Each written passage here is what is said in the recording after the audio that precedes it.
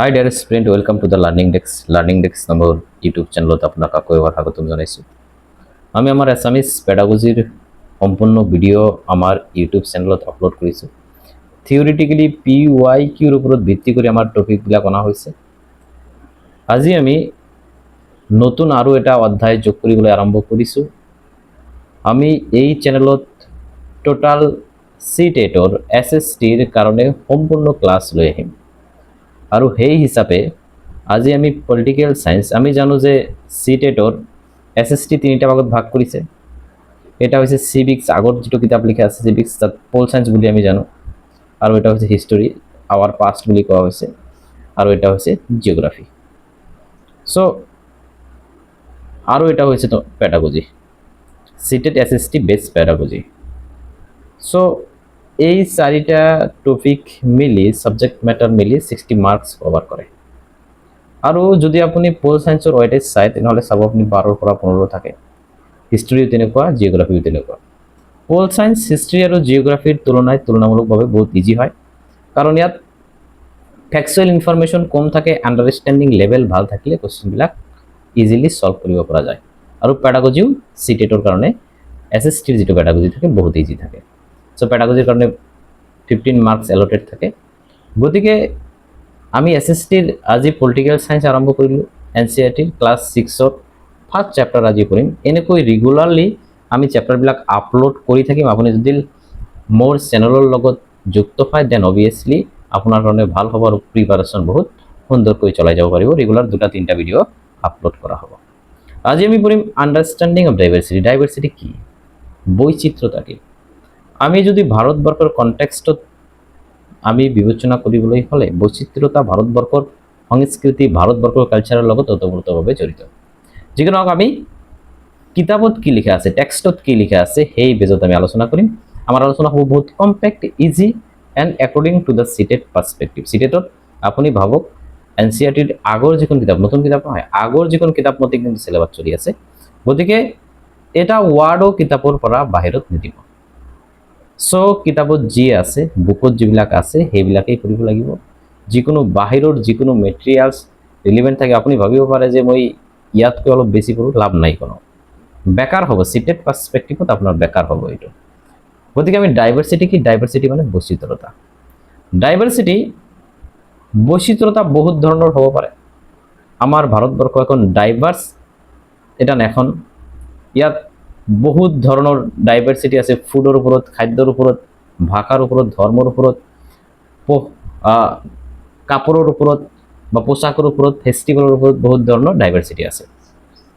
আৰু আমাৰ ডাইভাৰ্চিটিক CTET best বা মডাৰ্ন এডুকেশ্যন সিস্টেমত ডাইভাৰ্চিটিক কিন্তু এনৰিচ কৰিছে, ডাইভাৰ্চিটিক কিন্তু বাহবা দিছে, ডাইভাৰ্চিটিক বহুত এপ্ৰিচিয়েট কৰা হৈছে, আৰু ডাইভাৰ্চিটিক ৰিসোৰ্স হিচাপে ধৰা হৈছে, এটা সম্পদ হিচাপে ধৰা হৈছে। গতিকে ডাইভাৰ্চিটি এটা পজিটিভ ওয়াৰ্ড হিচাপে ধৰা হয়। ডাইভাৰ্চিটি এনেকুৱা এটা শব্দ, ইয়াত কি থাকিব, ইয়াত ডিফাৰেন্সিয়েটও থাকিব, ইয়াত পাৰ্থক্যও থাকিব, ইয়াত কি থাকিব, পাৰ্থক্য থাকিব, আৰু ইয়াত কি থাকিব, মিলও থাকিব। ডাইভাৰ্চিটিত কেনেকুৱা পাৰ্থক্য থাকিব? সাপোজ মুসলিম এটা মসজিদ গৈ নামাজ পঢ়িব পাৰিব, হিন্দু এটা কি মন্দিৰত গৈ প্ৰাৰ্থনা কৰিব পাৰিব। এই যেটা পাৰ্থক্য থাকিব, ইয়াত এটা মিলও থাকিব। গতিকে ডাইভাৰ্চিটি যেতিয়া আপুনি পঢ়িব, এটা কনসেপ্ট এটা আপুনি ৰাখিব যে ইয়াত মিল সিমিলাৰিটিও থাকিব, আৰু ইয়াত কি থাকিব, ডিফাৰেন্সিয়েটও থাকিব, পাৰ্থক্যও থাকিব। গতিকে ডাইভাৰ্চিটিৰ দুটা পাৰ্সপেক্টিভ, এটা কি ইউনিটিও থাকিব এটা, আৰু এটা ডিফাৰেন্সিয়েটও থাকিব। ইউনিটি আৰু ডিফাৰেন্সিয়েট, ডাইভাৰ্চিটি দুটা বস্তু লগত লৈ চলে, এটা ইউনিটি আৰু এটা হৈছে ডিফাৰেন্সিয়েট, পাৰ্থক্য। ডিফাৰেন্সিয়েট দুটা বস্তু লগত লৈ ডাইভাৰ্চিটি চলে। ডাইভাৰ্চিটি বহুত মানে বহুত কাৰণত হ'ব পাৰে, ভিত্তি বহুত হ'ব পাৰে, খাদ্যৰ ওপৰত, লেংগুৱেজৰ ওপৰত, ৰিলিজনৰ ওপৰত, কাষ্টমৰ ওপৰত, ফেষ্টিভেলৰ ওপৰত, আৰু বহুত কিবা হ'ব পাৰে, জিওগ্ৰাফিৰ ওপৰত হ'ব পাৰে, আৰু বহুত কিবা ওপৰত হ'ব পাৰে। সো নন ইকুৱেলিটি, কিতাপত লিখা আছে নন ইকুৱেলিটি বা ইনইকুৱেলিটি। যিকেইটা নন ইকুৱেলিটি ঠিক নহয়, কিন্তু কিতাপত এইটো দিয়ে আৰম্ভ কৰিছে। ইনইকুৱেলিটি কি? ইকুৱেলিটি মানে হৈছে অসমতা। এটা ডাইভাৰ্চিটি হৈছে বৈচিত্ৰতা বা বিচিত্ৰতা, আৰু অসমতা কিন্তু এক নহয়। Diversity is not equal to inequality, দুটা কিন্তু একে নহয়। ডাইভাৰ্চিটিত কি বুজাব? ইয়াত ইউনিটি থাকিব আৰু পাৰ্থক্য থাকিব, ডিফাৰেন্সিয়েট থাকিব। কিন্তু অসমতাত পাৰ্থক্য থাকিব কিহৰ ওপৰত ভিত্তি কৰি অয়েলটোত কি কিতাপত অয়েল লিখা নাই সম্পদ লিখা নাই রিসোর্স বুলি লিখা আছে যি কি নহওক ল্যান্ড স্ট্যাটাস অপরচুনিটির উপর ভিত্তি করে কি থাকে অসমতা থাকে অসমতা মানে কি সাপোজ এজন মানুহৰ ধৰক সম্পত্তি বেছি আছে আন এজন ব্যক্তিৰ সম্পত্তি কম আছে বা সোশ্যাল স্ট্যাটাস এজন হয়তো আপোনাৰ ধৰক ব্ৰাহ্মণ ক্ষত্ৰিয় আৰু এজন শূদ্ৰ সো ইয়াৰ ওপৰত ভিত্তি কৰি ডিফাৰেন্সিয়েট নন ইনইকুয়ালিটিটো অসমতাটো ইয়াৰ ওপৰত ভিত্তি কৰি আলোচনা কৰা হয় যে ধন মাটি মৰ্যাদা সুযোগ আদি ভিত্তিত যি পাৰ্থক্য স্থাপন হয় মানুহৰ মাজত এজন মানুহ ধনী এজন মানুহ দুখীয়া এজন মানুহৰ বহুত ল্যান্ড আছে জমিন আছে আৰু এজন মানুহৰ তেনেকুৱা ল্যান্ড নাই প্ৰপাৰ্টি নাই সোশ্যাল স্ট্যাটাস এজনৰ বহুত হাই এজনৰ বহুত ল ইয়াৰ ওপৰত ভিত্তি কৰি যি পাৰ্থক্য আহে তাক কোৱা হয় ইনইকুয়ালিটি ইনইকুয়ালিটিত কি পাৰ্থক্য ইয়াত ৰিসোৰ্স আহিব সম্পত্তি আহিব বা সম্পদ আহিব যি কি নহওক তাৰপিছত সোশ্যাল স্ট্যাটাস আহিব অপৰচুনিটি আহিব এইবিলাক আহিব গতিকে ইনইকুয়ালিটি যি শব্দ এটা এটা নেগেটিভ শব্দ ডাইভার্সিটি এটা পজিটিভ শব্দ আপনি যদি ডাইভার্সিটি এন্ড ইনইকুয়ালিটি যদি বুজি পাইছে দেন আপুনি ইয়াৰ পৰা এক মাৰ্ক অবভিয়াসলি আপুনি পাই যাব আপুনি যিকোনো ঠাইৰ পৰা পাই যাব এতিয়া ডাইভাৰ্সিটি ভাৰতবৰ্ষ এখন বৈচিত্ৰ্য দেশ বহুত ক্ষেত্ৰত বৈচিত্ৰ্য আছে ভাষা ধৰ্ম উৎসৱ আদি বহুত ক্ষেত্ৰত ডাইভার্সিটি আছে ডাইভার্সিটি মানে হৈছে কি the purpose of the doing all the work here in the same only the medium is different ইয়াত সকলো কাম কাজৰ উদ্দেশ্য একেই কেৱল মাধ্যম বেলেগ বেলেগ বেলেগ বেলেগ মাধ্যমত কাম কাজবিলাক কৰা হয় তাৰ মানে সকলো ডাইভাৰ্সিটি এনেকুৱা এটা বস্তু য'ত সকলো মানুহক কি দিয়া হয় সুযোগ দিয়া হয় সমাজত অংশগ্ৰহণ কৰিবলৈ কালচাৰত পাৰ্টিসিপেট কৰিবলৈ ডাইভাৰ্সিটি কিহৰ ওপৰত ভিত্তি কৰি ডাইভাৰ্সিটি হৈছে কোশ্চেন আহিছিল 2024 যদি আপুনি কোশ্চেন পেপাৰখন চাই চাব ডাইভাৰ্সিটি এৰিয়া ওপৰত ভিত্তি কৰি জিওগ্ৰাফিক্যাল এৰিয়াৰ উপৰ ভিত্তি কৰে ডাইভাৰ্সিটি আহে ডাইভাৰ্সিটিৰ গুৰুত্বপূৰ্ণ এটা অংশ আপনাৰ চাব যে পাহাৰীয়া ঠাইত যিবিলাক মানুহ থাকে তেওঁলোকে ঝুম খেতি কৰে কাৰণ তাতে ঝুম খেতি ভাল হয় আৰু যিবিলাক মানে প্লেন ল্যান্ডত থাকে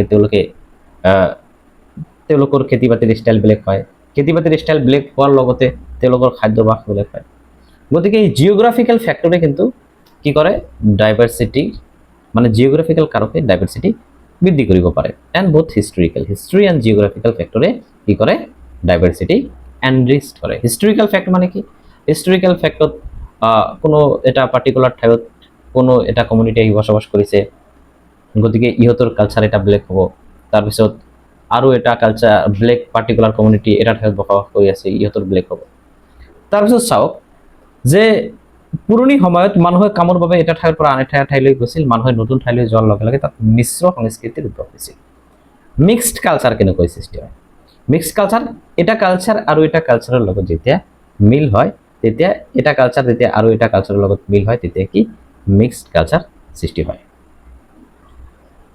কালচাৰাল এক্সচেঞ্জ হয় আজিও আমি এটা সাংস্কৃতিক আদান প্ৰদানৰ ফলত সৃষ্টি হোৱা বৈচিত্ৰ্য অনুভৱ কৰিব পাৰোঁ আজিও আমাৰ কি হৈ যায় মাজে মাজে আমাৰ ডাইভাৰ্সিটিখন যে আছে কালচাৰাল এক্সচেঞ্জ হৈ যায় এটা কালচাৰৰ এটা সংস্কৃতিৰ কিবা এটা অংশ আৰু এটা সংস্কৃতিৰ লগত লাগি যায় মিলি যায় গতিকে কালচাৰাল এক্সচেঞ্জ হোৱা কিন্তু দেখা যায় আৰু কালচাৰাল পাৰ্থক্য থাকিব এইটো আমাৰ মানি ল'ব লাগিব সো ইয়াত আমি জাস্ট বলিলো যে কালচারাল ডাইভাৰ্সিটিৰ কাৰণ কি কাৰণ ইয়াত বোথ হিস্ট্ৰিক্যাল এন্ড জিওগ্ৰাফিক্যাল কাৰণ বুলি সিটিটো মানে আপোনাৰ কিতাপত উল্লেখ কৰা আছে এইখিনি পঢ়িলেই হ'ব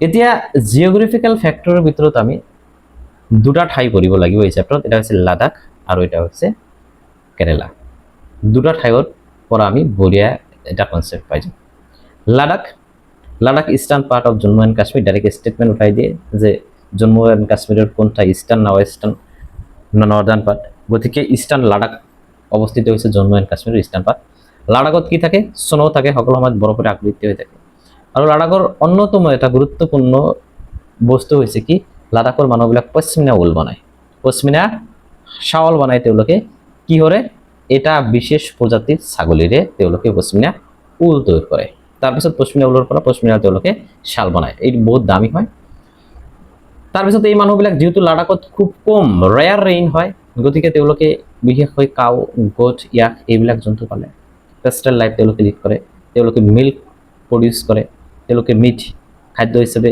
মিট মিল্ক চিজ এইবিলাকক প্ৰিফাৰ বেছি কৰে ইম্পৰ্টেন্ট ফ্যাক্ট এইবিলাক কিন্তু ইয়াৰ পৰা ডাইৰেক্টলি স্টেটমেন্ট উঠাই দিয়ে পশ্মিনা শালৰ ওপৰত কিন্তু পশ্মিনা উলৰ ওপৰত কিন্তু কোশ্চেন আহিছে তাৰপিছত লাডাখত চেণ্ট্ৰেল এছিয়াৰ পৰা মধ্য এছিয়াৰ পৰা কি হৈ যায়, বহুত ধৰণৰ মানে ব্যৱসায়ীসকলে লাডাখত যায়।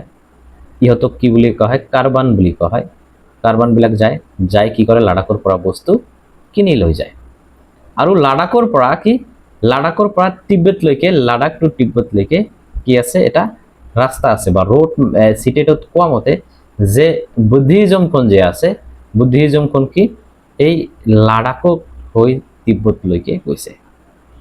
যিকোনো ট্ৰেডাৰবিলাক যে আছে, ট্ৰেডাৰবিলাকে চিল্ক, ৰেচম, বহুত মছলা, তাৰপিছত এই গলিচা, এইবিলাক বস্তু, তাৰপিছত কাৰ্পেট, এইবিলাক বস্তু কি লাডাখৰ পৰা কিনি লৈ যায়।